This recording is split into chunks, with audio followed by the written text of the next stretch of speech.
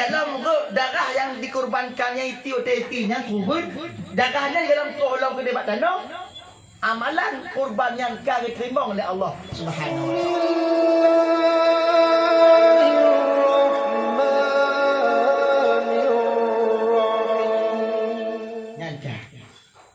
Kemudian dah dalil empat dah.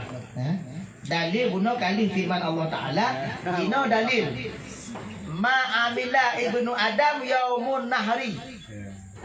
Yauman nahri min amali ahabba ila Allah Ta'ala min arafati dami innaha ta'ti yaumal qiyamah biquruniha wa idlafuha wa in dama liyaqa ma'allah minallahi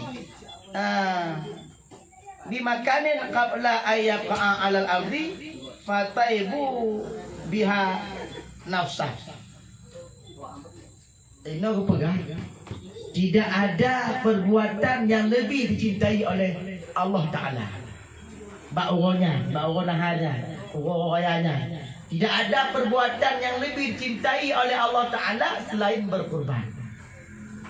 Kamu sedekah orangnya, macam raya pahala berkurban. Tak semayang dia orangnya, tak semayang sunat, tak bantu juga, macam raya pahala berkurban. Pada hari tertentu masih dicintai oleh Allah Ta'ala orang-orang yang berkurban. Bahkan lagi karena dipegang dalam hadisnya, pahala berkurban tersebut sebelum sampai darah jatuh ke bumi, pahala kurban tersebut sudah diterima oleh Allah Subhanahu wa taala. Ini hadis Nabi. Ana tulis Nabi. Di dalam darah yang dikorbankannya itu tetinya kubur darahnya dalam tolong ke debat tanah amalan kurban yang kau terima oleh Allah Subhanahu wa taala. Hana ibadah lain yang dia. Semayang tanya orang tu kan terima. Terima.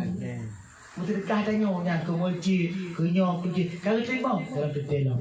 Tapi pahala kurban kan ibadah kurbannya darah dalam lambat tanah kali terima ibadah kurbannya oleh Allah Subhanahu wa taala.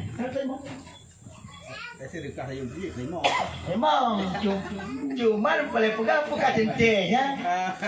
Bukan centeng terima oleh Allah, terima. Tapi hana hidup dah hebat lagi kan. Ibadah lain terima, hana terima. Tapi kajilah terima hana terima. Lo ni orang di semayang bukan dia terima anak anda lah. Tapi pahala ibadah kurbanan darah dalam lambak tanah kau terima oleh Allah Taala. Dan ibadah kurban kita yang tu hebat dahsyat ni. Ibadah berkurban.